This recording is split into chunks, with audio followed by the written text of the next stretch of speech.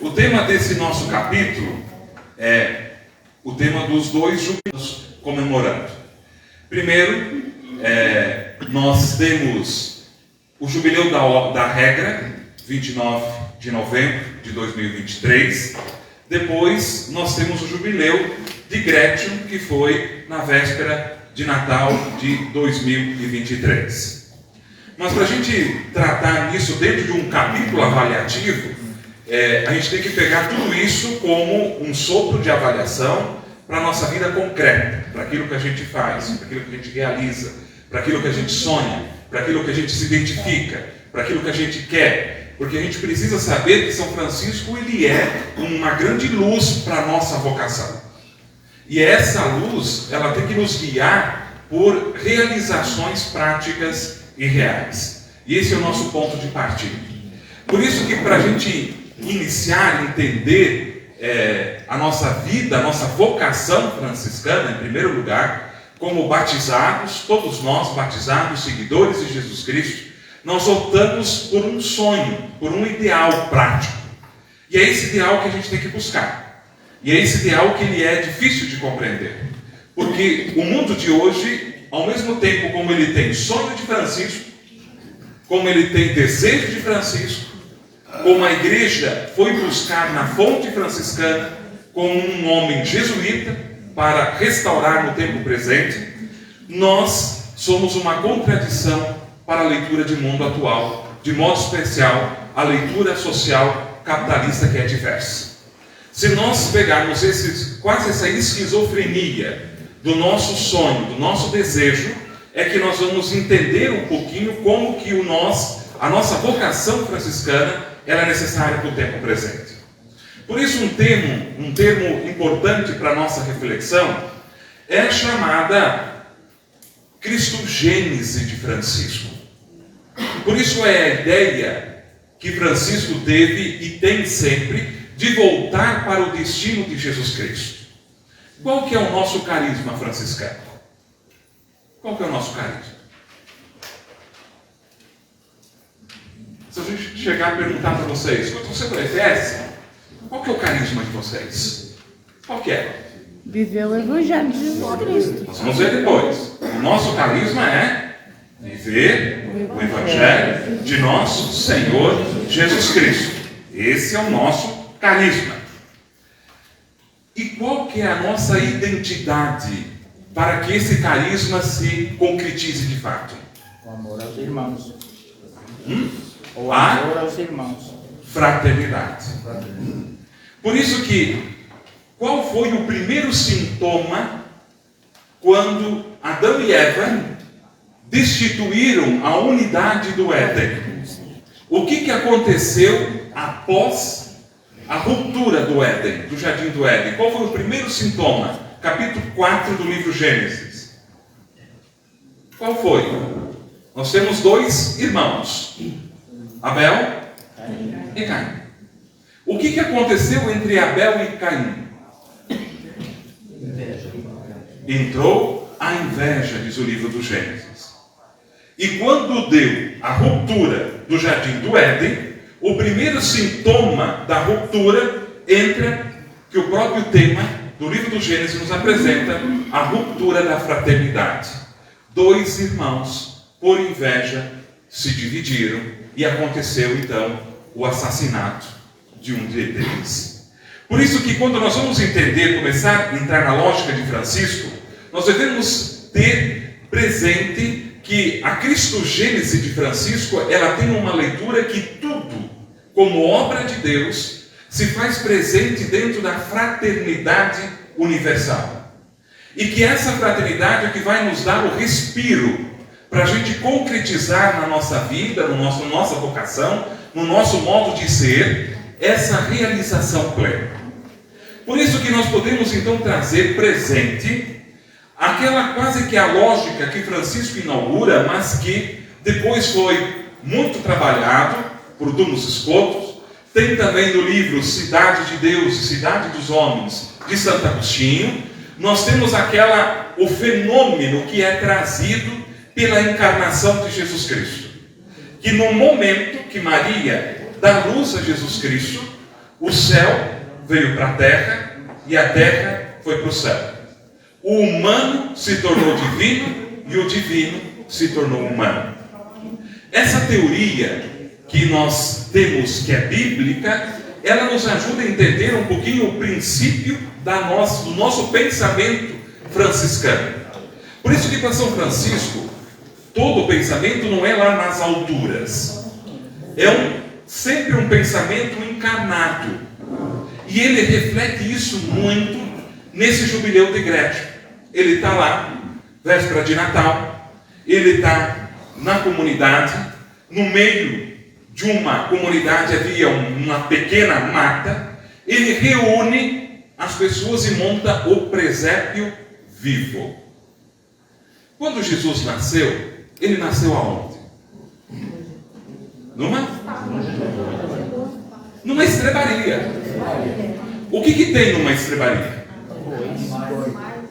Tem animais, tem mosca, tem merda de vaca, de boi, de cabrito, tem xixi, tem tudo mais um pouco. Tem o leite também. Tem a lã. Jesus nasceu dentro de um coxo. Essa leitura é que São Francisco pega em Gretchen para mostrar a leitura paulina, que ele não tinha tanto conhecimento assim da leitura paulina, ele tinha mais a leitura dos evangelhos, mas ele quase que concretiza a leitura paulina, de que o verbo, se esvaziando-se de si, ele vai transportar para a humanidade o rosto humilde de Deus. E por isso que ele é elevado. A humildade franciscana, ela nasce do coxo da estrebaria. A gente tem que ter consciência disso. Ela é muito simples, mas ela é concreta. E é dentro desta encarnação é que São Francisco ele vai nos provocar dentro da nossa vida, dentro da nossa existência.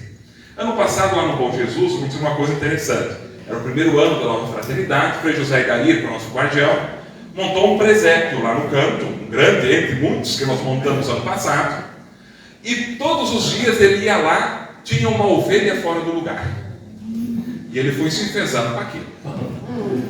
Ia lá, trazia a ovelha para o lugar devido. Outro dia ia lá, a ovelha de novo fora do lugar. E assim foi indo, e assim foi indo, e assim foi indo. Até que ele começou a vigiar. Um dia ele pegou a pessoa que fazia isso. Era uma pessoa que tinha toque. E ela não admitia que a ovelha estava de bunda para as pessoas. A ovelha tinha que estar de frente para as pessoas. Então ela vinha todos os dias na igreja mudar a ovelha de lugar. Todos os dias. Porque aquilo incomodava ela de ver a ovelha de bunda para a Assembleia. Tinha que estar de frente para a Assembleia. E ela mudava isso. Isso é interessante para a gente compreender as nossas fraternidades como um presépio. Aí entra o desafio. As nossas fraternidades concretas, ela tem ovelha, tem boi, tem vaca, tem Jesus, tem José, tem Maria, tem grama, tem sapo, tem um monte de coisa lá dentro.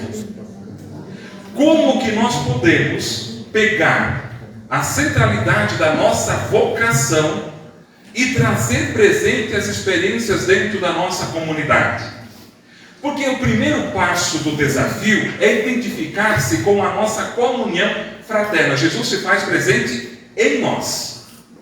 Mas se a gente tiver uma vaquinha rebelde dentro do nosso presépio, o que nós vamos fazer, irmão? Só tem isso. Como que nós vamos identificar essas situações concretas? Primeiro ponto para a gente avaliar as nossas fraternidades. Pegar a nossa fraternidade como um exemplo concreto de presépio. Onde São Francisco viu que a diferença formava uma unidade para o nascimento de Jesus Cristo. Como que está a minha fraternidade? Será que na minha fraternidade todos os bichinhos têm lugar no presépio? Será que na minha fraternidade nós não cuidamos mais da ovelhinha calma e deixamos o cabritinho rebelde novo de lado? Como que eu acolho os novos bichinhos que entram para o meu presépio. O Cid Maria, ele se identificou com um projeto muito grande, do qual Jesus nos pediu que todos nós praticássemos duas coisas importantes. Quais são os dois mandamentos de Jesus Cristo?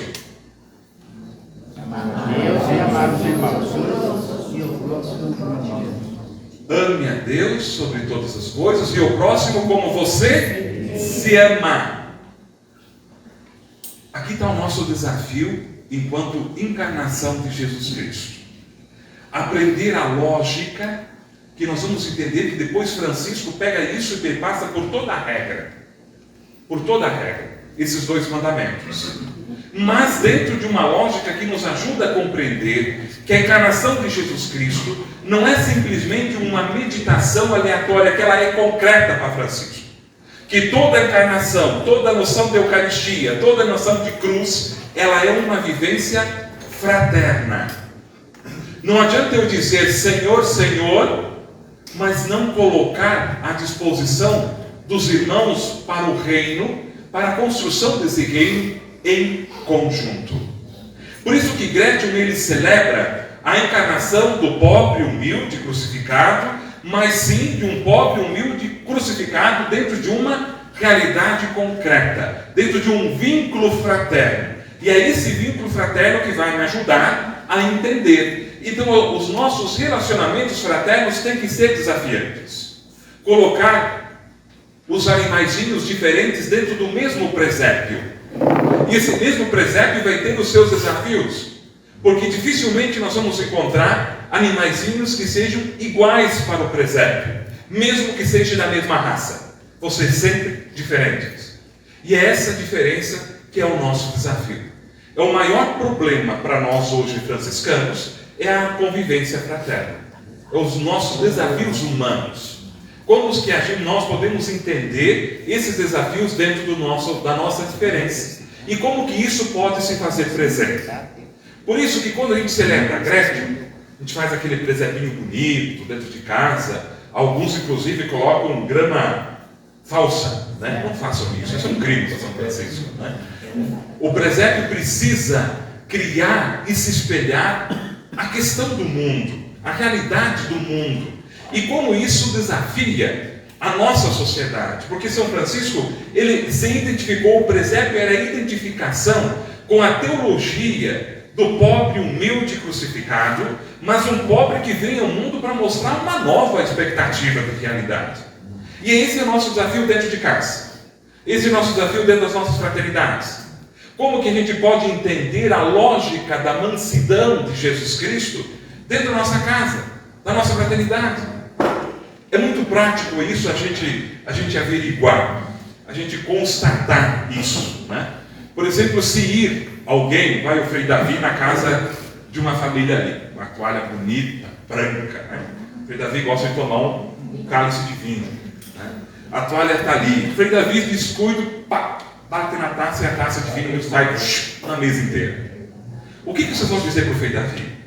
Não tem problema, isso acontece, Frei, isso é o outro. Agora o Frei Davi não está aí, está o esposo, a esposa e o filho. E o esposo derruba a taça. Seu porco, seu relaxado, você não sabia disso. Diz para mim que vai ser diferente. Não vai ser. Não acredito numa coisa. Não vai ser diferente. Eu vou fazer você limpar essa toalha com a boca. Seria diferente? Senhor me deu, irmãos. Não é assim? Para a gente ver que quando São Francisco vai falar de encarnação, ele não está falando lá das alturas. Ele está falando da nossa vida concreta, daquilo que a gente faz do A, aquilo que a gente faz do B. O retrato da mansidão, da pobreza e humildade de Jesus Cristo do presépio, ela está na nossa rotina fraterna, na nossa vida cotidiana. Não é uma coisa idealizada para São Francisco. Ela é uma coisa prática. É aquilo que a gente vai elaborando dentro do nosso dia a dia. Mas tudo isso nos ajuda a entender como que a nossa conversão, pelo chamado de Francisco, a vocação de Francisco, ela é urgente para a nossa felicidade aqui na Terra? Em primeiro lugar, porque a gente vai construindo em nós uma diferente lógica de se relacionar. Ah, São Francisco é o santo da paz, é o santo do bichinho, é santo nisso, é santo daquilo, e a gente fica nisso. Enquanto a minha vida prática está um nojo. Um nojo como? Como que eu me relaciono com a minha fraternidade local? Geralmente eu sou um cavalo. Respondo grosseiramente, eu não consigo criar em mim uma dimensão diferente. Dentro de casa, com a minha esposa, com o meu esposo, com meus filhos, com meu pai, com a minha mãe. Como que eu vou encarnar o nascimento de Jesus Cristo simples, o presépio, num lugar que é onde ele merecia ter um trono completamente de ouro, por ser o Filho de Deus, mas ele nasceu dentro de uma estrebaria. E é dentro disso que nós franciscanos temos que nascer para a gente entender a nossa vocação. Ou a gente entende essa dinâmica, ou nós nunca vamos conseguir entrar na dinâmica, talvez o ponto mais central para esse ano de 2023, que é o jubileu da nossa regra. Aquilo que nos dá o norte, aquilo que nos dá o caminho, aquilo que nos dá a indicação. Por isso que essa avaliação, no dia de hoje, esse capítulo, ele deve nos ajudar a gente resgatar que bichinho eu sou dentro do presépio da minha fraternidade, dentro da minha casa, como que eu me comporto e como que eu me comporto com os outros amigos do presépio. Estou fazendo essa revisão pessoal, ela é urgente para nós, ela é urgente, porque nós temos um pequeno problema que se torna grande no coletivo. A gente muitas vezes esconde no lado de fora aquilo que nós somos dentro da nossa intimidade. Completamente falsos. E nós franciscanos somos chamados a olhar um pouquinho para o nosso presépio. E esse presépio ele tem frutos necessários, que é a obediência ao pobre que nasceu num coxo de vaca, dentro de palha, com mijo de vaca, com mosca, com tudo que tem direito. E é essa a realidade que a gente tem que trazer quando nós falamos de Jesus Cristo. E esse momento único que vai nos inaugurar a nossa leitura para a nossa avaliação com a regra. É isso que Gretchen sinalizou para Francisco. Essa terra muito concreta, que a gente vai ver dentro da nossa diversidade, que cada um tem o seu jeito, mas que todo mundo tem lugar dentro do presépio, se convertendo. Cada um de nós tem o seu dia diferente. É importante. Outro dia eu vou levantar, vou dizer para alguém bom dia, eu digo só para você. Estou de mau humor. Tem gente que começa a ganhar um humor na vida às 11 da manhã. É normal, é o jeito de cada pessoa. Quer dizer, nós vamos nos descobrindo como cada um é. E do jeito como cada um é. Para que essa nossa conversão não seja para querer mudar os outros, mas que comece por mim. E essa conversão vá em direção às outras pessoas. E nós vamos iluminando esse nosso coletivo. Por isso que nós vamos estudar então a regra de São Francisco, que vocês têm aí, que vocês têm em mãos. Nada melhor que não falar sobre, mas ler daquilo que o próprio Francisco escreveu, para que a gente tenha consciência disso e como que isso acontece dentro da nossa vida prática.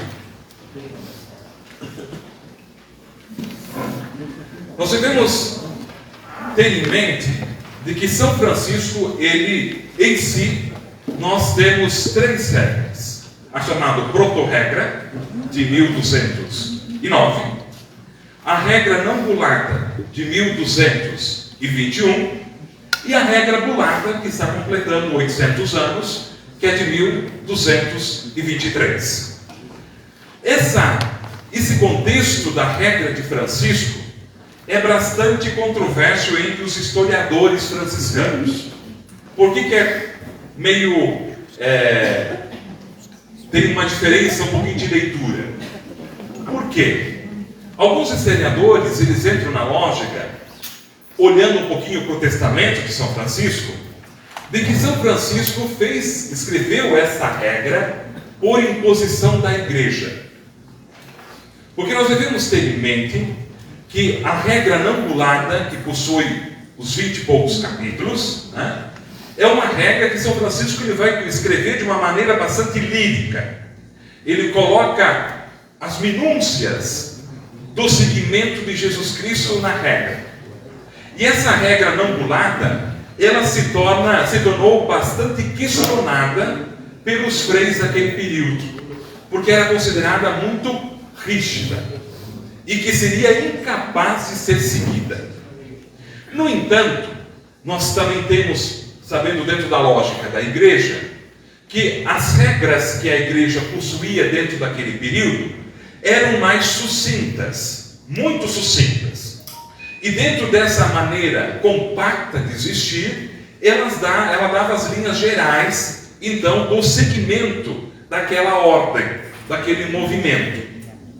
No entanto, havia uma outra pressão interna que também os historiadores identificam como dos letrados, dos freis mais estudiosos, que queriam também uma redução da quantidade de temas expressos na regra não bulada e que isso ajudaria dentro do segmento. No entanto, com essa leitura também, de que era difícil de ser seguido, que a regra de São Francisco era muito rígida. São Francisco, no Testamento, ele deixa transparecer ali uma pequena mágoa, por assim dizer, e é o que todos os historiadores são em consenso. No Testamento ele diz assim: eu escrevi a regra e eu quero que vocês sigam esta regra sem nenhuma glosa. Agora deu para vocês. São Francisco, na verdade, ele está dizendo isso no Testamento, para falar da regra, citando a regra. Ele diz: agora para vocês chega. O que tem está aí, vai ser isso, pronto e deu. E esse deve ser o segmento desta fraternidade, desta ordem. E ali, tendo essa leitura do contexto, São Francisco, então, ele escreve, porque a regra, nós vamos ver, ela está, a maioria dos capítulos, ela começa em primeira pessoa. Qual que é a diferença da regra de São Francisco para as regras existentes naquele período?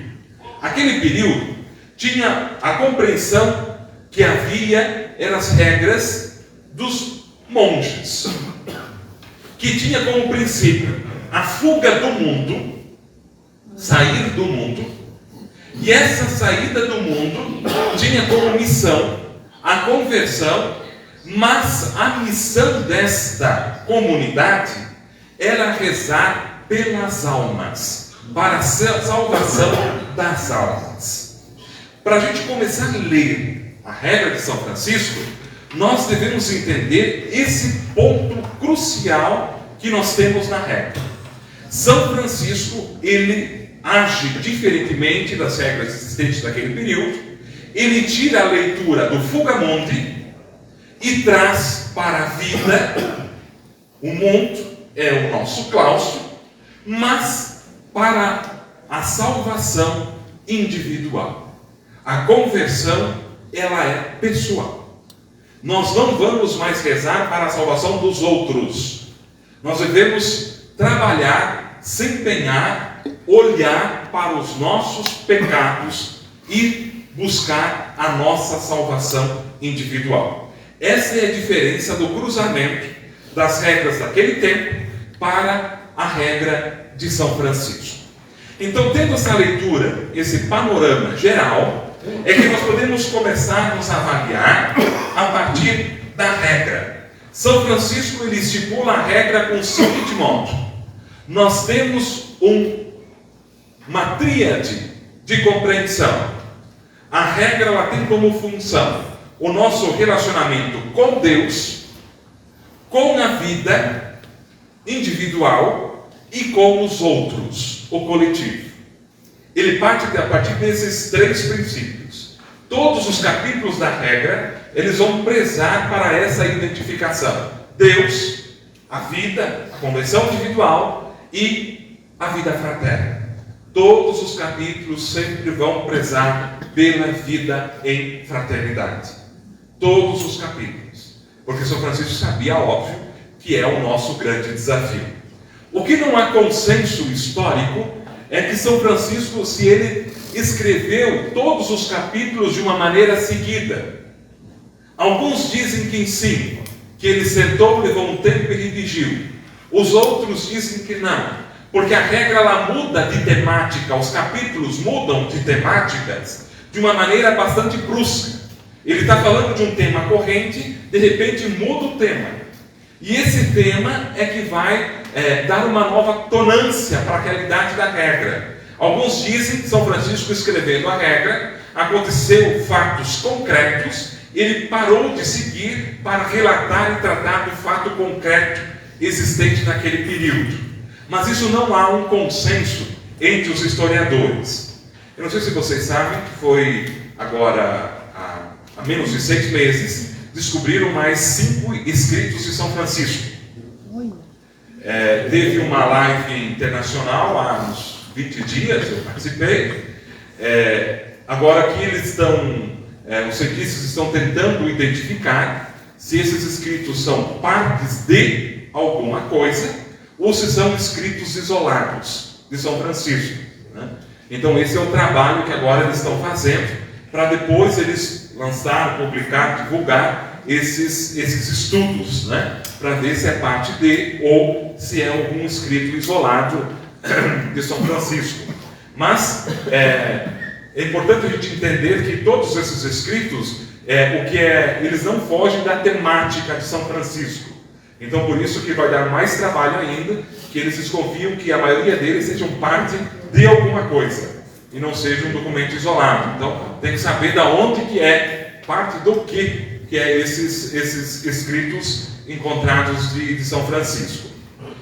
Muito bem, vamos lá para a regra, que nós vamos começar então a nossa avaliação. Nós vimos que o primeiro capítulo, ele vai falar sobre a nossa base, a nossa fonte, a nossa espiritualidade, o nosso caminho. É em nome do Senhor, é pelo Senhor, é pelo Evangelho que nós vamos seguir esta regra. Sempre em obediência a quem? A igreja. A igreja é nosso lugar, a nossa fonte de vivência da nossa regra. Do capítulo 2, aqui que entra para o nosso início de debate, dos que querem abraçar esta vida e de como devem ser aceitos.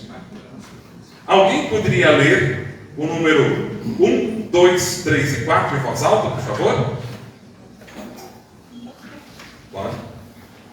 Aqueles que quiserem seguir esta vida e vão ser como os nossos irmãos, mande-nos estes a seus ministros provinciais, aos quais somente e não a outrem se conceda licença de receberem irmãos.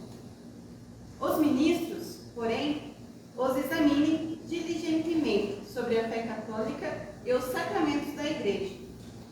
E se crerem todas essas coisas e as quiserem professar com fidelidade e observar com firmeza até o fim. A primeira pergunta, quando alguém chega para vocês, para entrar dentro da UFS, qual deve ser? É católico? Para ser católico, a pessoa precisa estar dentro da Constituição da nossa vida. E quem é contra o Papa Francisco? A gente faz o quê? São desafios presentes para a gente entender e começar a refletir a nossa lógica de entendimento. Papa Francisco, sucessor legítimo de São Pedro, que busca dentro da nossa espiritualidade franciscana a base do seu pontificado, ele muitas vezes é odiado por nós franciscanos, e que professamos a regra de São Francisco, que ele fala o que São Francisco diz em todos os documentos, e a gente o critica, a gente não gosta dele. Esse é um fator muito preocupante quando nós vamos se tratar de família franciscana, porque São Francisco ele é uma proposta real de uma igreja, como o Papa Francisco está aí, colhendo todos os benefícios da fonte franciscana. E quando nós vamos entrar dentro desse mundo atual, não estou falando do fundo, estou falando agora, quando nós franciscanos temos que criar esse amor a lógica tão profunda pela igreja que nos acolhe e também nos envia, que nós não somos filhos abortivos, nós somos filhos da igreja, e é nela que nós devemos professar a fé. Por isso que nós muitas vezes confundimos estar em comunhão com a nossa igreja, quando nós simplesmente professamos a fé. E muitas vezes professamos a fé com a boca, não com o coração. Porque a gente não é da igreja.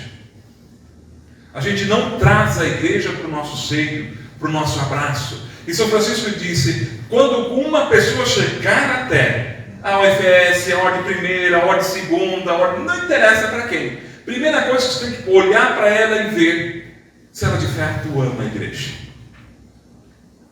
São Francisco, aquele homem com esfarrapado, careca, aqui valia a pena a gente estudar todo o contexto do início ali de São Francisco e os seus movimentos hereges, o que São Francisco se diferenciava, onde é recebido pela Cúria Romana, e ele tem uma reverência não só profunda, mas ele sabe que a igreja é que encaminha e que nos dá a direção da nossa vocação franciscana.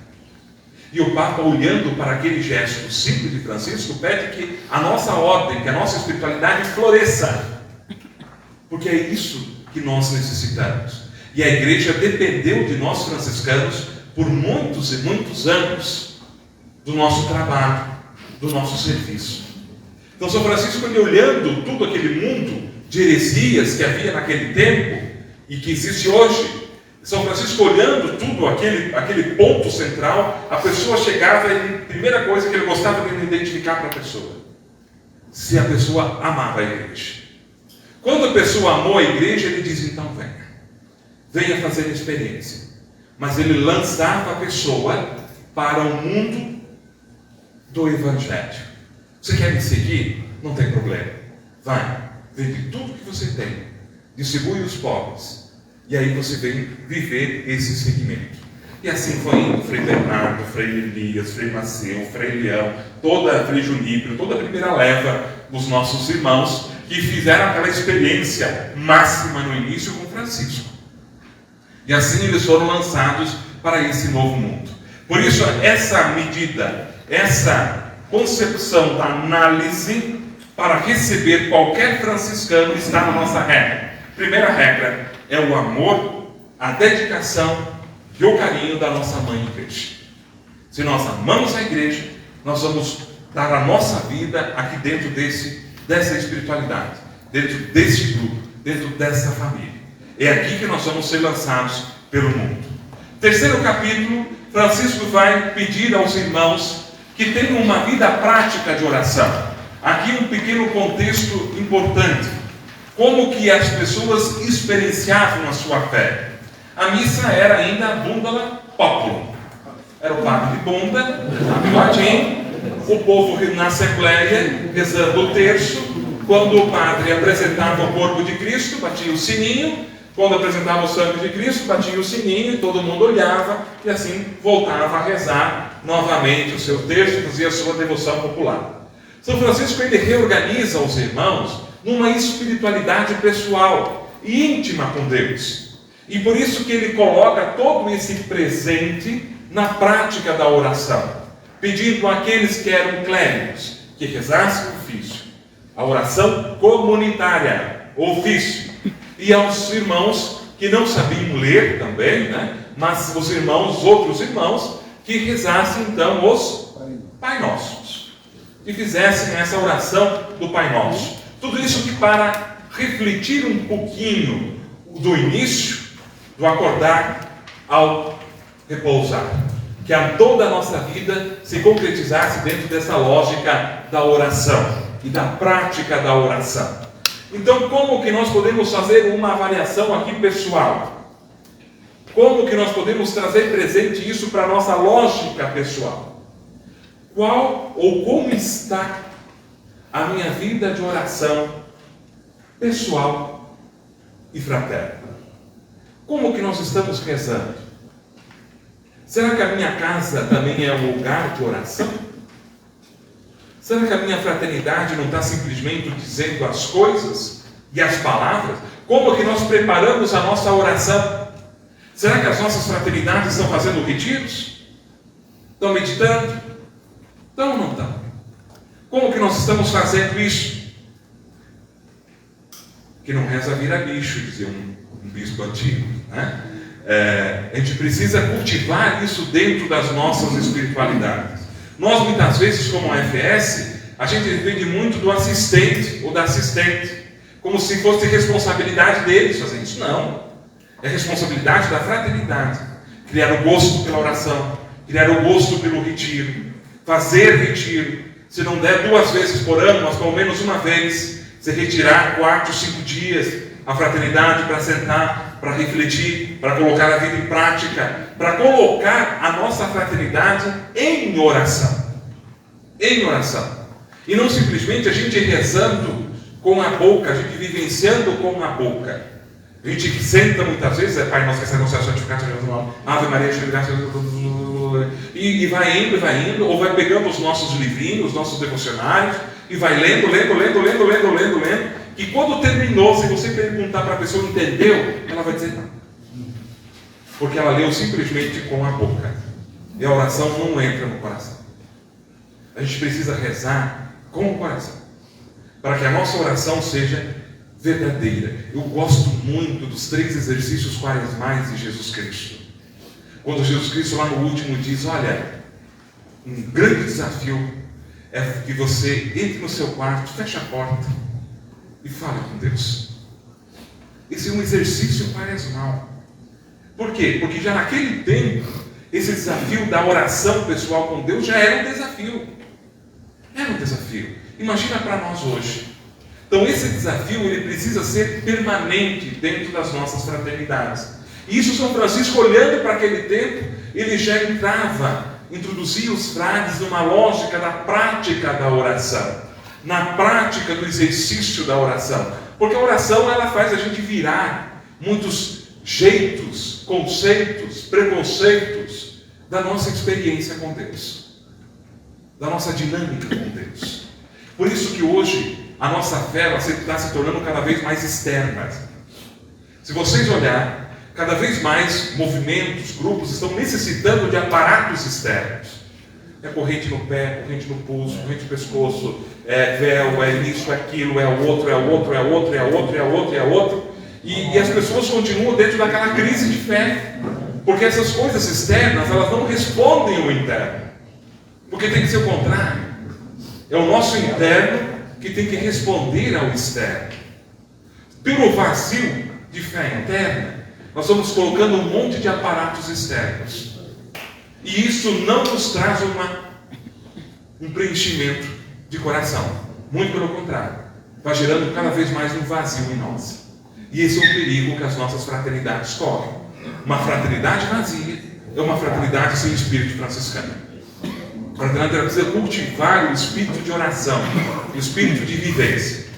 Capítulo número 4. Que os irmãos não recebam dinheiro. O que São Francisco diz sobre o dinheiro? O dinheiro é o quê? É o esterco de diabo. Por que será que ele fala isso? Por que ele fala isso? O corrompimento, mais o quê? Avareza, mais o quê? O apego, poder. Deixa de olhar no próximo. Deixa de olhar no próximo. E a dominação sobre o outro irmão. Dominação sobre os outros irmãos. A inveja também. A inveja. Mas o que o dinheiro traz? A destruição de tudo. A destruição de tudo. E a falta de paz, porque não tem coisa. Falta de paz. O dinheiro não traz felicidade, mas acalma os nervos, já dizia alguém. O que São Francisco diz no capítulo 4? Alguém poderia ler para nós? Bem alto? Pode ler lá. Mando severamente a todos os irmãos que de modo algum recebam dinheiro de qualquer espécie, nem por si, nem por pessoas intermediárias. Entretanto, os ministros e os custódios, que só eles cuidem diligentemente por meio de amigos espirituais das necessidades dos irmãos enfermos e dos que precisam de roupa, conforme as exigências dos lugares, tempos e regiões frias, e como, ao seu juízo, conviver melhor a necessidade, sempre com exceção de que, como já ficou dito, não receba dinheiro de qualquer espécie. Alguém já viu, ouviu, ou talvez tenha sentido, você entrar na tua casa, você abrir o teu armário e não ter 1 quilo de arroz para fazer? Vocês já imaginaram a sensação disso? Vocês já imaginaram vocês jogar de bater num convento, numa casa e dizer: Frei, eu quero uma cesta básica porque eu não tenho nada para fazer em casa?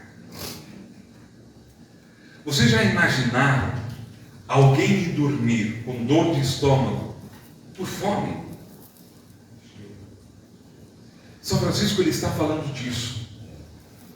São Francisco ele está falando que nós, ao se assegurar nos bens terrenos, a gente perde em primeiro lugar a sensibilidade da grandiosidade humana.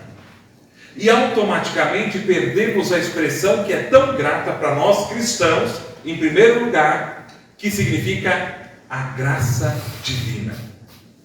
A gente tem tanta coisa, tanto poder fora de nós, que a gente perde a noção de gratuidade divina. E a gratuidade divina que gera homens e mulheres felizes. Porque quando a gente tem tudo, Deus seja louvado. Quando a gente perde alguma coisa, o que eu fiz para Deus para aguentar isso? O que eu mereci para aguentar isso? Nós temos um mau modo de se relacionar com a graça de Deus. A graça de Deus que ajuda a gente a perceber. Se eu tenho dinheiro, Deus seja louvado. Se eu tenho uma conta bancária recheada, Deus seja louvado. Se eu tenho poder sobre o dinheiro, Deus seja louvado. Mas isso tem que me ajudar a aprender a ver. E é disso que São Francisco está falando. Se eu não sentir a reciprocidade dos irmãos, de tudo aquilo que foi me dado como graça, como inteligência, a gente não considera nosso conhecimento, a nossa inteligência como uma graça de Deus. Se eu tenho isso, se eu tenho força, tem muita gente que como gostaria de estudar e não pode. Quanta gente gostaria de ler e não consegue porque tem problema de visão. A gente se dá conta disso? Nós só vamos sentir o valor de uma perna quando a gente não poder caminhar mais. Nós só vamos sentir a falta no ver quando um olho nosso simplesmente se escurecer. E por que a gente só se dá conta disso quando a gente perde algo para se sentir completo? Por que a gente não consegue se sentir completo olhando para a graça de Deus dentro de tudo aquilo que eu tenho? Por isso que São Francisco sabia que o dinheiro, ele é uma espécie, um jeito, um modo que fazia com que as pessoas perdessem a sensibilidade com o dom da vida dos outros. A gente vê a vida passando em frente a uma tela, nada mais do que isso. E é essa responsabilidade que São Francisco chama. Para a gente olhar tudo isso e ver que o dinheiro ele corrompe, porque ele compra. O dinheiro compra sonho, o dinheiro compra pessoas, o dinheiro compra empresas, o dinheiro compra as fontes de água, o dinheiro compra floresta, o dinheiro compra tudo, inclusive dignidade de muitos de nós. E é isso que São Francisco está preocupado.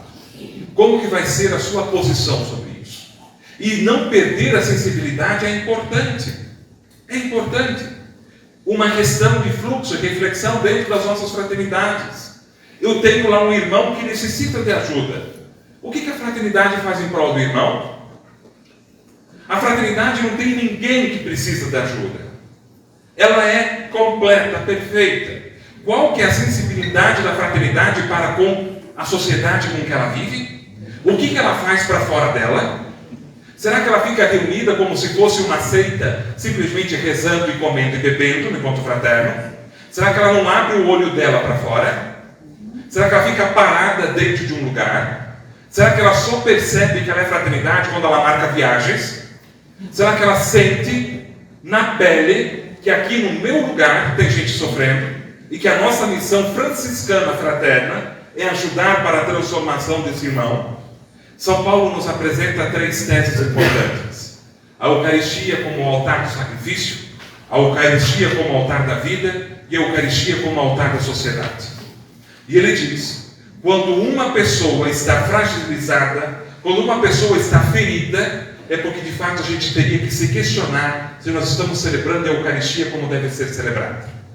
Porque São Tiago nos diz: quando você tem algo que fere a dignidade do irmão, antes de entregar a sua oferta, o que você tem que fazer? Vá, reconcilie com o seu irmão, cuide dele, venha e faça a oferta. Atos dos Apóstolos, Safira e... esqueci o nome do esposo.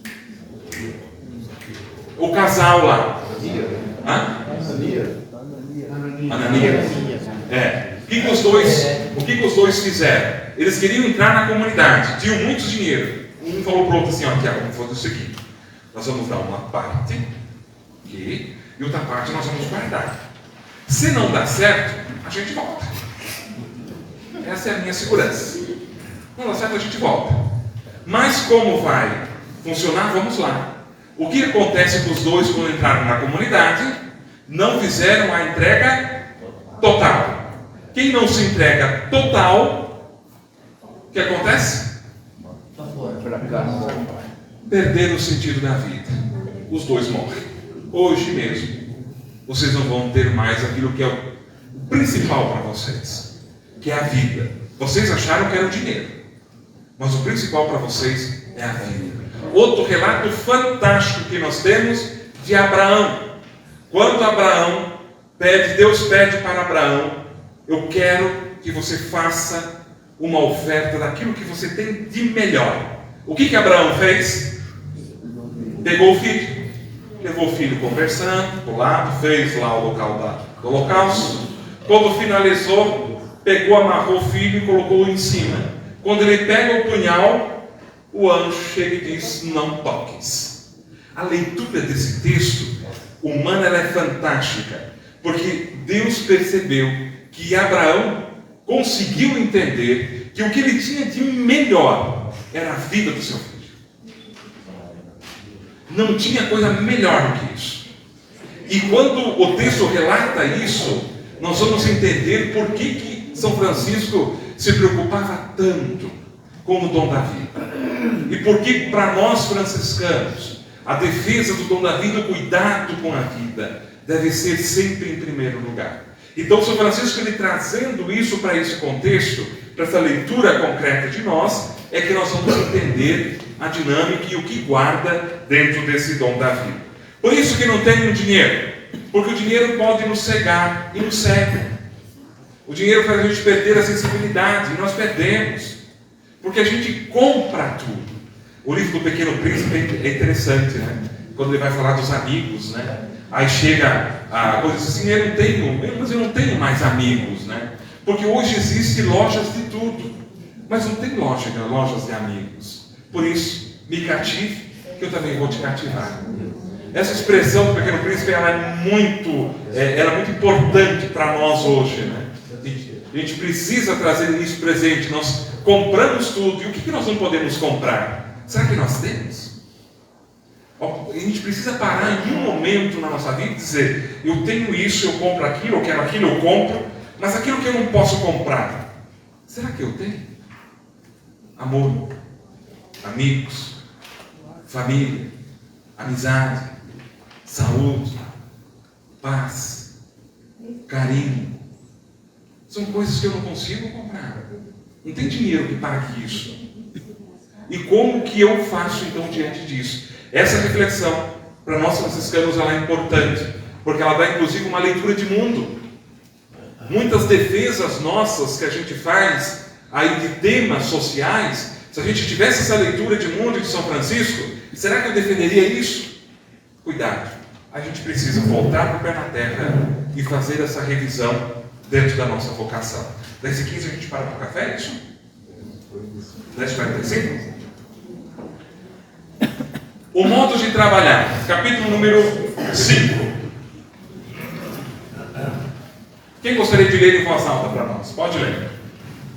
Os irmãos aos quais o Senhor deu a graça de trabalhar, trabalhem com fidelidade, de maneira que afugente o ócio, inimigo da alma, e não percam o espírito de oração e piedade, a qual devem servir todas as coisas temporais. Quanto à paga do trabalho, recebam o que for necessário ao corpo, para si e seus, exceto dinheiro de qualquer espécie. E isto façam com humildade. Como convém a servos de Deus e seguidores de mais santa pobreza. E seguidores da mais santa pobreza. Esse capítulo número 5, São Francisco nos pede que a gente exerça a nossa função, o nosso modo de vivenciar a prática, não só do sustento, mas porque o trabalho ele edifica a pessoa humana, ele constrói a pessoa humana, ele transforma a pessoa humana.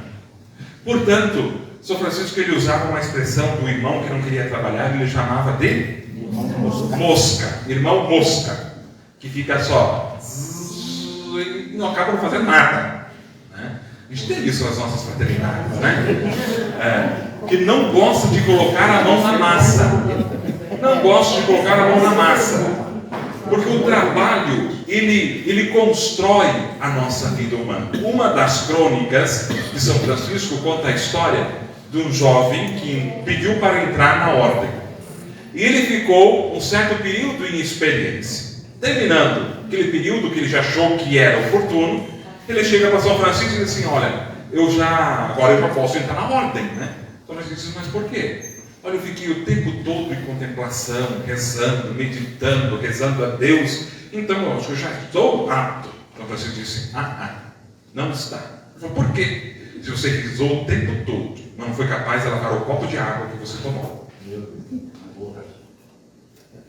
Porque para São Francisco a oração ela é um trabalho, e o trabalho é oração. A gente vai trabalhando e fazendo dentro de tudo aquilo que nós somos. Então o que eu sou? Eu sou pedreiro, eu sou advogado, eu sou médico, sou professor, sou empresário. O que eu faço? Não interessa. O documento Cristãos Leigos e Leigas, Sal da Terra e Luz do Mundo, e tem um dos artigos dentro daquele documento da CNBB que tem uma expressão que para mim é uma das coisas mais bonitas. Diz aquele um pequeno parágrafo: transforme aquilo que você faz em altar. O bisturi, o volante, a enxada, a panela, tudo, ele vai citando as profissões. E vai dizer: aquilo que você faz, transforme isso em altar do mundo. Eu sou um professor, eu não vou ensinar de qualquer jeito. Como que um professor franciscano tem que fazer? Ensine bem, ensine com virtudes. Não te ensine de qualquer modo. Eu sou um advogado, eu sou um médico, como que eu vou? Não atenda as pessoas de qualquer modo, atenda bem, de maneira virtuosa, de maneira concreta. Fale com uma vida concreta ali na tua frente. É assim que eu, como membro da minha fraternidade, eu vou exercer o meu trabalho no mundo, com fidelidade. O que eu faço? Como que eu faço isso? Com princípios franciscanos, com um exercício franciscano. Isso vai nos ajudar a gente entender que o trabalho ele é a lógica que edifica o ser humano, e isso que eu vou ganhar como respondência, como trabalho, como benefício, como retorno. Eu sempre gosto de dizer, uma das expressões que eu acho mais terrível para nós, é quando uma pessoa chega e diz: graças a Deus, me aposentei. Como E que assim? para muitos, gente, isso é triste. Como assim? Isso é triste. Porque ela tinha. Eu doido para me aposentar. Ela tinha que ganhar. Ela vai ganhar um retorno financeiro, tudo bem. Mas não pare de fazer aquilo que você ama. Não deixe de fazer aquilo que você ama. Você merece ter o retorno, claro, porque você trabalhou, você empurrou. Você tem que ter o retorno financeiro disso. Mas parar de fazer aquilo que você ama, não tem como. Essa expressão, o Papa Bento XVI usou numa das suas orações da Laudes, né? No dia do trabalhador, agora não lembro o ano, mas foi 2, 3 anos antes dele renunciar. E ele falava disso, né? Que quando a gente faz as coisas por vocação e não por retorno, eu vou morrer fazendo aquilo. Eu vou fazer. Se eu sou professor, eu posso até não estar dentro da sala de aula, mas um professor sempre vai ser professor, em todos os lugares onde ele vai estar. No modo de ser, no modo de fazer, no modo de pensar, não parar no tempo. É isso que nós devemos encontrar dentro do nosso trabalho. Isso, gente, a gente faz dentro da nossa prática, do nosso modo diário, dentro das nossas fraternidades. Então, tudo isso eu estou aterrissando para a nossa vida prática, a regra na nossa vida prática, para a gente pegar isso como um desafio, como um cultivo de desafio. Outro problema, nós temos entre membros, nós, tanto freis quanto vocês da UFS, nós somos donos de empresas. Como que a gente paga os nossos trabalhadores? Será que é uma mão de obra barata para nós? Veja, quando pega no nosso tendão, o negócio fica crítico. Mas eu não sou um franciscano. Como que eu posso pagar para a pessoa o mínimo necessário? Que talvez eu pago isso numa garrafa de vinho. No salário da pessoa que colabora comigo. Como que eu trato as pessoas que estão dentro da minha empresa? De que modo? Como todos os empresários tratam? Mas eu não sou um franciscano. Eu não tinha que agir diferente? Nós estamos aí participando de um fenômeno que está cada vez maior, a economia de Francisco e Clara, que cada vez mais está reunindo empresários de multinacionais do mundo, que estão parando para escutar o que é a economia de Francisco e Clara. Estão parando para ver.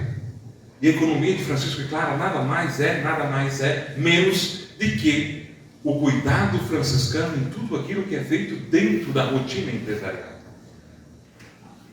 Como que eu trato? Como que eu chego? Como que eu vou cuidar? Tudo isso são desafios. Nós não somos franciscanos? Dizer que somos é bonito. Fazer vivenciar a nossa carne, o nosso carisma, é o nosso desafio. Por isso que nós devemos olhar a nossa prática em tudo aquilo que nós estamos fazendo.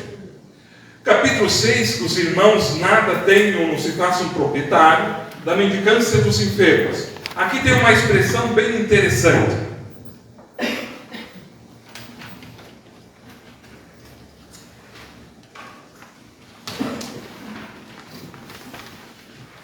São Francisco, ele nunca pensou a ordem dentro de uma instabilidade. Nunca. Até quando ele morreu. Ele nunca pensou os frades estáveis em algum lugar. Ao ponto que a mendicância era uma prioridade para São Francisco. Ir ao mundo. O mundo é o nosso claustro. Anunciar, sim, com palavras ou não, mas anunciar com a própria vida, com o exemplo, no mundo. Por isso que São Francisco, ele na regra, ele tem uma grande preocupação que as estruturas futuras, presentes e futuras, fossem nos prender ao carisma. Que o carisma ficasse preso em casas, em conventos. Por isso que ele usa mecanismos, uma expressão muito interessante, ele diz aqui, os irmãos não tenham cavalo. Por que os irmãos não podiam ter cavalo naquele período? Era o carro de luxo dele. Oi? E era usado para ir para a guerra, né? Era usado para ir para as batalhas, para as guerras.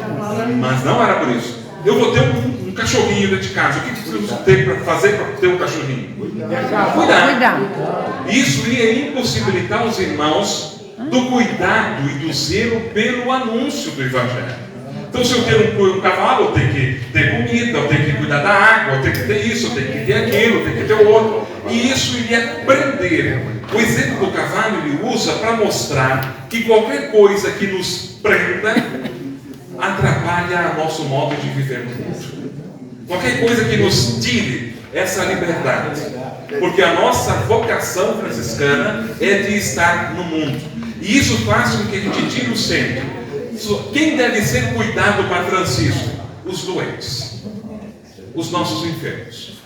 Os nossos enfermos, a única permissão na regra para que os irmãos não tenham a mendicância é que o irmão doente, o irmão enfermo seja cuidado. O irmão que está doente tem que ser cuidado. O restante, sem exceção. Não tem um cavalo. Não fique preso. Mas aquele que está doente, que fique num determinado lugar e que seja cuidado pelos irmãos. Então, os irmãos que vão cuidar dos doentes, esse sim pode ficar em um determinado lugar preso.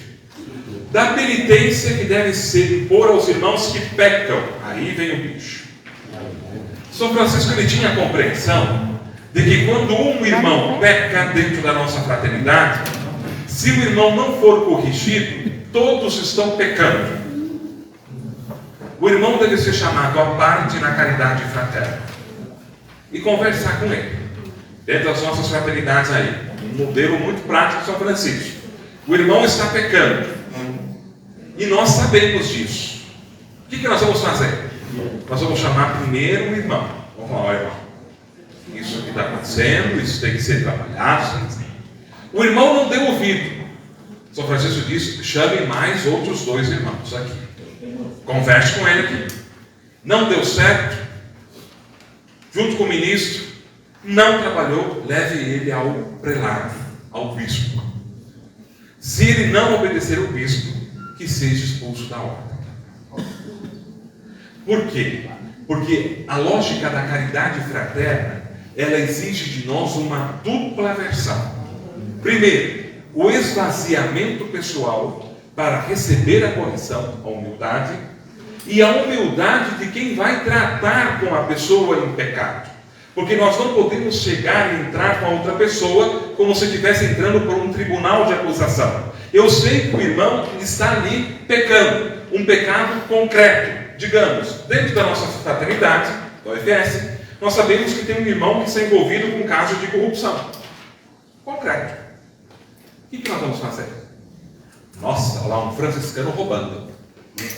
O que nós vamos fazer com ele? Nós precisamos obter a correção. Temos lá um irmão, sei lá, que está, o irmão e a irmã do casal está dentro da UFS e um deles está traindo o outro. E nós descobrimos isso. E agora? Isso é difícil. Eu estou falando em casos concretos. Estamos na justiça e quer danos morais. Eu estou falando em casos concretos. Isso Um irmão que está aqui, sei lá, ele só tem a esposa doente. O irmão não cuida da esposa doente. E agora? O que nós vamos fazer? Estou citando exemplos concretos. Apenas para ir levando a nossa reflexão para ver que dizer que é ser seguidor de São Francisco é bonito. Vivenciar é desafiador. Muito desafiador. O que nós vamos fazer como fraternidade disso? Veja, nós sempre ficamos, gente, quase que meio que no limbo. Nós nunca conseguimos colocar o nosso pé concreto nos desafios da vida franciscana. Mas nós não somos uma fraternidade? Opa, vamos passear, a fraternidade vai passear, aconteceu o B.O. Não, Deus me livre. Eu não vou falar. Exercer o serviço da humildade, do esvaziamento, dentro das duas posturas. Como que eu vou trabalhar a humildade franciscana em mim? Na minha fraternidade. Como que eu vou trabalhar isso? As fraternidades necessitam tratar desses temas reais. Falar, gente, como que nós vamos exercer? Como que nós praticamos? Vocês como fraternidade sentam uma vez por ano para colocar a vida da fraternidade na mesa? O que nós acertamos esse ano? Isso. E o que nós erramos esse ano? Isso. Tá, e o que nós vamos melhorar então? Ninguém faz. Muitas vezes a gente vai vivendo esse nosso espírito fraterno de uma maneira completamente falsa. Completamente falsa. E São Francisco diz: se teu irmão ou irmã pecar, e você não ir ter com ele, o pecado é teu também. E por isso que ele diz: se uma mãe nutre e ama o seu filho carnal, quanto mais deve se amar um irmão e uma irmã espiritual. É a partir desse amor que nós devemos nos provocar. A minha função aqui é colocar fogo no parquinho mesmo, para a gente colocar os desafios em prática e ver como que nós vivemos. Esse é o que? Um capítulo avaliativo. A gente precisa. Fica com medo de certas coisas que... Exatamente, porque esses são os desafios. Esses são os desafios. Por isso eu falo, a regra de São Francisco, ela traz para nós muitas questões que a gente tem que colocar sobre a mesa. Capítulo número 7, vamos ler então em voz alta, que é um capítulo que pega no nosso tendão mesmo. Alguém pode ler no microfone para o nosso capítulo? Isso. Se algum dos irmãos, por instigação do inimigo, Tá ligado? se algum dos irmãos, por instigação do inimigo, pecarem mortalmente, tratando-se daqueles pecados acerca dos quais foi ajustado entre os irmãos, que se recorra somente aos ministros provinciais. Devem os ditos irmãos recorrer a eles o mais cedo que puderem, sem demora. Os ministros, porém, se são sacerdotes, com misericórdia lhes imponham a penitência. Se, porém, não são sacerdotes, façam impor por outros sacerdotes da ordem, como perante Deus melhor lhes parecer. E tomem cuidado em não se encolerizar ou perturbar com o pecado de alguém, porque ira e perturbação entravam a caridade em si e em outros. Isso é muito importante, porque nós, quando somos ligados para a prática do julgamento, aquele fez isso, aquela fez aquilo, aquela fez o outro, e que geralmente não temos coragem de falar para a pessoa, isso geralmente são conversas de corredores, fofocas de corredores, a gente é especialista em fazer isso. Por que a gente não cria coragem de ser franco, fraterno com a irmã e com a irmã? Se a gente se exerce tanto em fofocar, por que a gente não exerce na caridade fraterna? Por que a gente não faz o lado contrário disso? A gente se exercita em tanta coisa ruim. Por que não praticamos exercício para as coisas boas? Esse questionamento de São Francisco, ele é importante para nós. Da eleição do ministro-geral dessa fraternidade e do capítulo de Pentecostes, é o convite e também a obediência que São Francisco descreve para que a ordem tenha esta fraternidade, um ministro. E qual é o nome que ele chama esse ministro? Primeira frase do capítulo 8. Como ministro e servo dessa fraternidade. Vocês sabem o que é ministra? Não na comunhão. Ministra, a palavra ministra. Os nossos conventos antigos, eles têm, ainda como o nosso Bom Jesus tem ainda, todos os conventos antigos têm, entre a cozinha e o refeitório, dividido numa parede, tem uma pequena janela com duas portinhas, que é passado a comida da cozinha para o refeitório. É uma passagem. Essa portinha chama-se ministra, que é o lugar onde passa, onde serve a comida.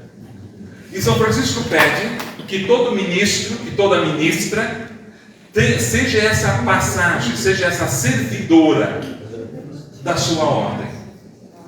Esse termo ministra, ele é antigo, né? Mas ele traduz, ele simboliza o lugar da passagem, aquilo que vai sendo transportado, passado. E esse é o serviço do ministro, que seja esse servo, que seja exercite em si essa prática do serviço. Se eu, vosso mestre, Senhor, lavei os pés, que vocês também aprendam, pratiquem a lavar os pés uns dos outros. Esse é o tema do capítulo 8. O capítulo 9 dos pregadores, que nós temos aqui, é a preocupação que Francisco exerce de que toda pessoa que for pregar, que seja examinada, em primeiro lugar, sobre a doutrina católica, para ver se a pessoa consegue exercer isso de fato. Se consegue, se tem essa fidelidade à igreja. E se tem essa fidelidade à igreja, que vá ensinar, que vá pregar, mas dentro dos princípios da humildade, da pobreza de nosso Senhor Jesus Cristo. E esse deve ser o conteúdo central de toda a pregação do franciscano. A administração e correção dos irmãos, eu já falei antes, que é o capítulo 10, por isso, para falar um pouquinho da penitência, eu já falei antes que tem como o carinho, a dignidade, a benignidade, o zelo, o sigilo, a proteção, tudo isso a gente tem que ter em respeito do conteúdo da caridade fraterna. Porque a caridade fraterna ela vai ser exercida como? Sempre. Agora, se eu vou ter só a prática de imposição ao irmão, eu nunca vou praticar a caridade fraterna. Ou digamos, a gente só tem uma troca de conversa com os irmãos em fraternidade. Só quando tem algum problema, quando a gente sentar vai dar medo. Porque a gente vai pensar que é só problema. A gente tem que partilhar a vida rotineira. Muitas vezes dentro das nossas fraternidades tem alguém que está lá na casa com um problema sério. A pessoa está ali na fraternidade, ninguém sabe. De repente a fraternidade fica sabendo por boca de outros que o irmão fulano de tal está com um problema sério dentro de casa. Mas como assim? Nossa fraternidade ninguém sabia. Um tempo da reunião fraterna, ter uma partilha de vida. Partilhar a minha vida. Olha, estou nesse momento, estou com esse desafio com meu filho, com a minha filha, ou está tudo bem, lá em casa está tudo tranquilo, não temos nada, graças a Deus. Quer dizer, a gente muitas vezes está dentro de meio fraterno, que nós chamamos, mas não conhecemos os membros da fraternidade. Às vezes um membro, uma irmã, o irmão está no fundo do poço, mas não consegue falar. Quer dizer, como que nós vamos sentir essa necessidade? Isso é fraternidade. A gente sentir o irmão e a irmã. E não viver simplesmente dentro de uma forma aparente fraterna, que é o nosso desafio para a gente descobrir lá dentro das nossas fraternidades. Que os irmãos não entrem em convento de freiras. Por que será? Alguém pode ler esse número 11?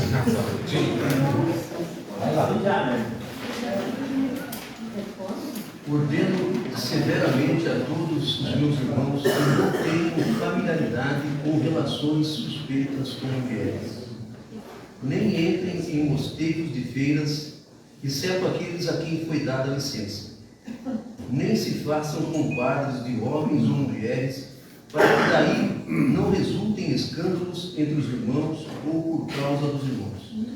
O cuidado com a companhia feminina dos irmãos, ao ponto que até por recente aí, nos nossos conventos, mulher não entrava. Mulheres não entravam. Isso é muito, muito recente. No claustro, mulher não entrava. E exatamente desse cuidado, tanto do zelo que vocês sabem, o porquê do cuidado, como também para não gerar esses escândalos externos da convivência. Outro aspecto desse capítulo da regra, São Francisco está preocupado dos frades que, em amizade com homens e mulheres externos, criam um vínculo que fazem fugir da fraternidade, mas também nós não podemos esquecer que já naquele tempo tinha frades que eram, como é que eu vou usar a palavra? Usa a palavra correta, aquela palavra Que eram comprados por homens e mulheres que tinham condições financeiras para viver dentro desse status de amizade. Então os frades recebiam, ganhavam coisas desses homens e mulheres para tomar o chazinho dentro de casa, para ir em tal lugar junto, para ir em tal amizade. Tem que ser franco e claro, né? E isso que acontecia. Então São Francisco, tendo consciência dessa realidade, ele coloca esse capítulo na regra, que é para cuidar disso. A Santa Inquisição? Hã? A Santa Inquisição? Não. Não tinha. Era apenas essas amizades que se tornam mais... Mas, Frei, tinha a Santa Inquisição que os ricos compravam um lugar de inquisição. Não, mas não é sobre isso aqui não. Mas também é, né? Sim. A corrupção mesmo. São vantagens para ser amigo. Dos que querem ir entre os sarracenos e outros irmãos, e outros infiéis. São Francisco tinha uma preocupação muito grande com aquele. Por aquele período de São Francisco, tinha uma busca muito grande pelo martírio. O martírio era buscado. Porque aqui a gente precisava entrar dentro da tese de uma heresia, daquele período do movimento da religião dos albigenses, né? Precisava entrar. Porque para esse grupo era importante, a matéria era pecado. Então o martírio era a libertação do corpo. Porque o corpo era pecado, a alma tinha que buscar a perfeição. Então o martírio era muito buscado, né? E São Francisco pede que os freios não tenham esse ideal. Porque para São Francisco a matéria não é pecado. Ela é uma obra de Deus. E ela é santificada. Porque se aquilo que não é redimido, ele não é completamente divino. E a matéria para Francisco, ela é divina. Ela é a obra de Deus. Nós humanos somos obras de Deus. Então, São Francisco, ele não queria que os irmãos fossem buscar o martírio. Então, tinha que examinar muito bem a intenção de alguém que desejasse ir para estar entre os infiéis, entre os sarracenos. Quer dizer, qual que é a sua busca? Pelo martírio? Se é pelo martírio, você não vai. Se é para converter, anunciar, aí então você pode ir. Então, por isso ele pede que examine muito bem a pessoa, a idoneidade da pessoa, para que a pessoa vá com uma boa intenção. Com uma boa intenção. E essa intenção tem que ser clara. Tem que ser clara. Qual que é o sentimento, qual que é a busca que a pessoa vai estar fazendo ali. Então, estar entre, existe uma grande dinâmica. Isso o encontro de Francisco com o sultão, que nós celebramos ano passado. Quer dizer, a prática de estar entre as pessoas, ela é diferente. Mas isso faz de Francisco uma novidade na regra. Entre todas as regras. Que São Francisco nunca teve medo do diferente. Nunca teve medo. Estar entre os diferentes é quase algo basilar para nós franciscanos. Dos movimentos diferentes, dos jeitos diferentes, dos povos diferentes, das culturas diferentes. Isso deve nos abrir a nossa mente para que isso de fato aconteça. Esse reflexo da regra nos ajuda a gente entender e chamar as nossas fraternidades para uma avaliação que nos leve a uma identificação com o Evangelho de nosso Senhor Jesus Cristo. Que essa é a função da regra. A gente vê que um ideal franciscano, ele tem um desafio muito concreto. Dentro da minha fraternidade, dentro da minha casa, no meu trabalho, naquilo que eu digo, naquilo que eu penso, naquilo que eu escrevo, naquilo que eu posto, naquilo que eu defendo, em todas as áreas. Porque a nossa fraternidade, ela é o mundo. E é ali que nós vamos exercer todo esse princípio franciscano. É um grande projeto que exige de nós uma abertura e uma doação muito grande. Não basta dizer Senhor, Senhor. A gente precisa se identificar com Jesus Cristo encarnado. E é isso que a gente tem que trazer presente, evoluir disso, prazer em construir o mundo franciscano. Já pensou se a gente conseguisse construir o mundo dentro da lógica, dentro do nosso carisma? Seria algo simplesmente espetacular.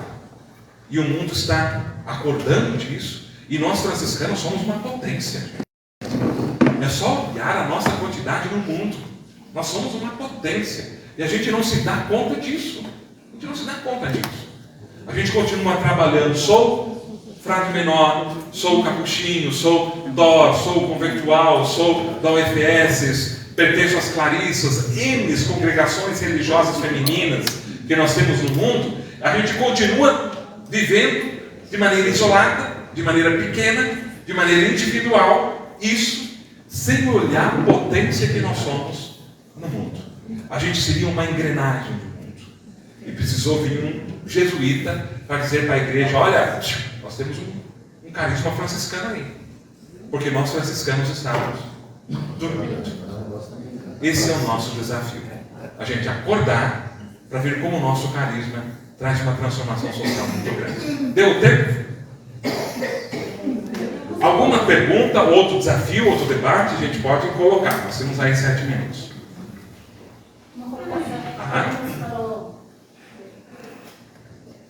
Quando vai alguém buscar seguir o ideal franciscano, né, o ser franciscano, procurar a UFS, você é cristão católico, apostólico? Daí ficou a ideia que é só o católico, apostólico romano que pode ser franciscano.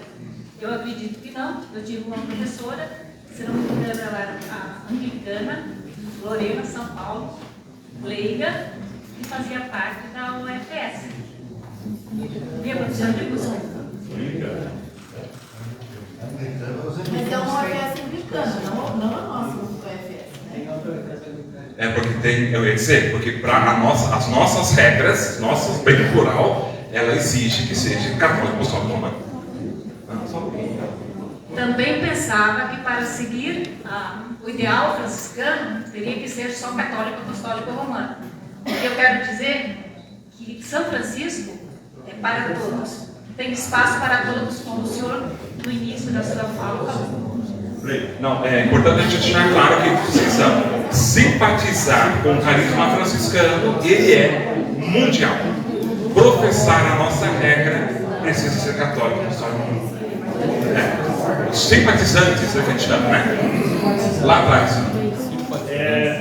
o Frei pudesse, nós já fizemos em Pato Branco no passado, dentro da nossa jufra, dos nossos encontros, a tal da correção fraterna. Ótimo. É muito difícil. Se pudesse especificar isso um pouquinho mais, porque é aquilo que você falou, a gente vai falar com irmãos, talvez não esteja com o coração bem contrito, né, de humildade, e às vezes aquilo que é para fazer um remendo fica pior do que o raso, né? Então, eu acho que isso é uma coisa assim que preocupa muito a nossa fraternidade. Nós precisamos melhorar muito nisso, se a gente souber como tratar isso, porque tem que ser dos dois lados. A reciprocidade, quem está recebendo tem que ter a humildade de receber, e quem está indo com essa divergência, com essa correção, também tem que estar humilde, e as duas partes têm que sentir isso, porque se não sentir, nada resolve, né? O que a gente tem que entender? Que Jesus Cristo, Deus, ele é justo, mas também misericordioso.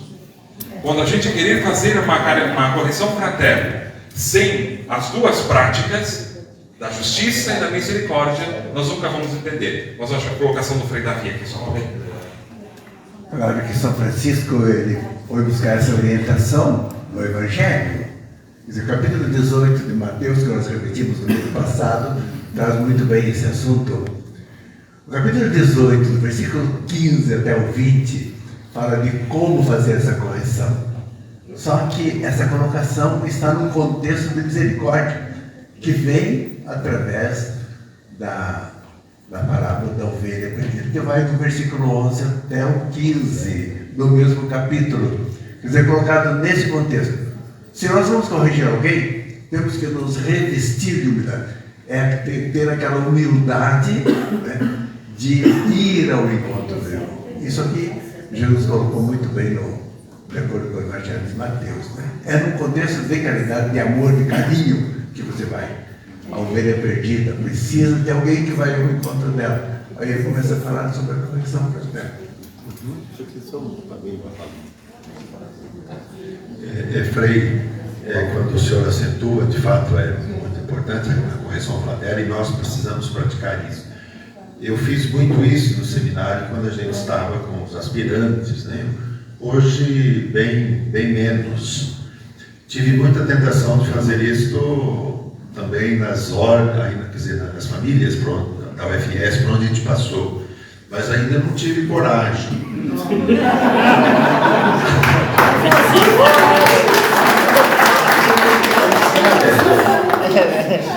Porque talvez, eu digo assim, eu não tive coragem no sentido de talvez depois não conseguir fazer o retorno. Trocar os carros. Mas, de fato, né, é o nosso fio, o nosso espírito. Precisaríamos crescer, evoluir, chegar a esse ponto mesmo, né? E ser realmente, como disse, irmãos e irmãs. O prefixo lá atrás veio antes.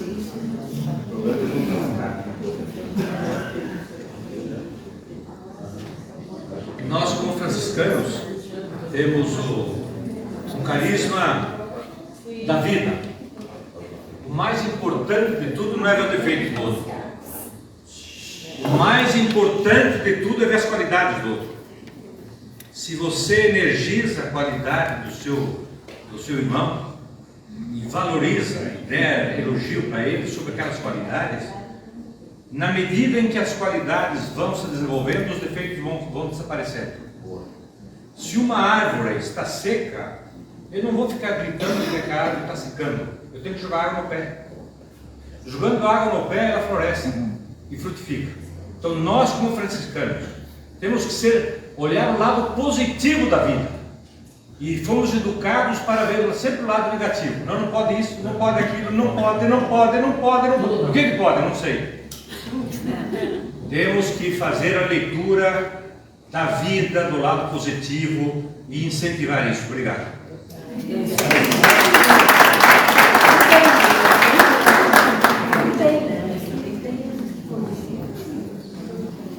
Uma correção fraterna não implica em impor as nossas ideias, né? Questão que falou de ver as qualidades, né, primeiramente, e não impor as nossas ideias. A correção fraterna, ela exige uma abertura de todos os membros. E ela nunca vai ser encontrar um ápice de perfeição. Nunca.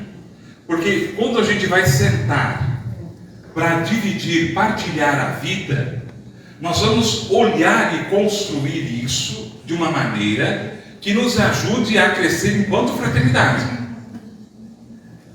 Quando a gente consegue identificar as virtudes, a maneira como a nossa fraternidade está trabalhando, o nosso existir franciscano ali dentro, tudo aquilo que é desafio, que não coloco como pecado, como falha, mas como desafio pessoal, ele vai entrando dentro de um novo ritmo. Mas em alguns momentos a gente precisa praticar o senso do cultivo do esvaziamento. Nós, frades menores, nós temos um capítulo mensal que a gente fala. Um dos momentos do capítulo é o momento da correção fraterna. A gente faz isso uma vez por mês.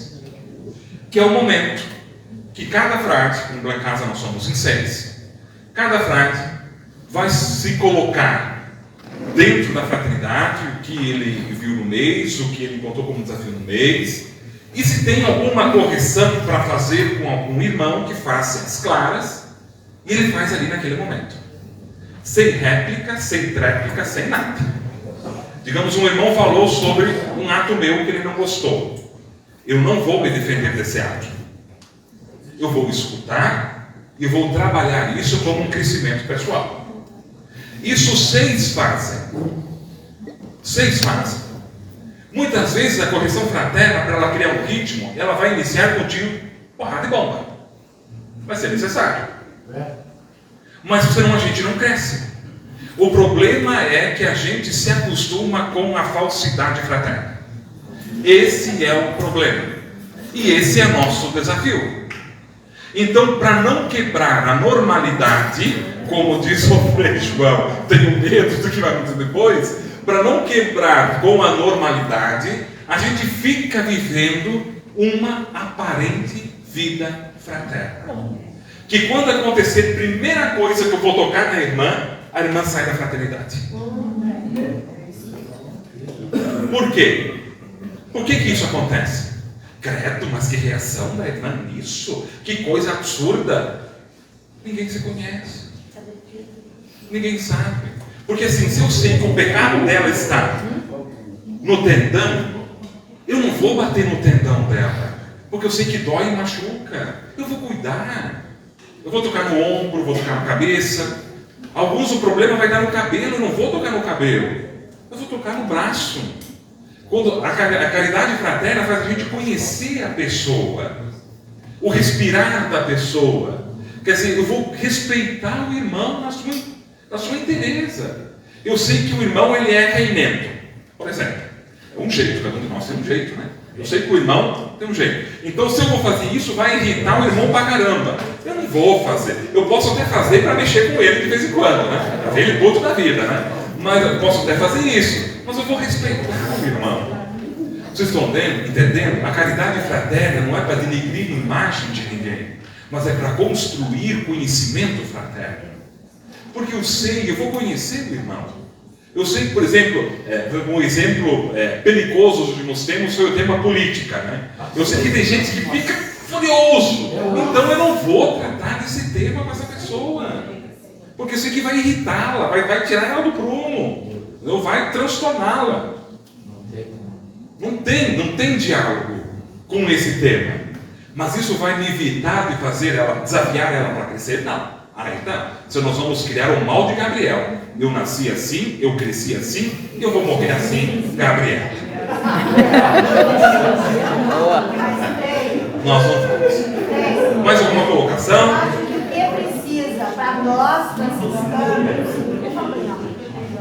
franciscanos, eu acho que precisa, primeiro de tudo, nós termos a humildade de saber que eu errei, que o meu irmão chegou para mim e disse, você errou, e eu ser humilde a melhorar isso ali. Isso, senão eu não vou...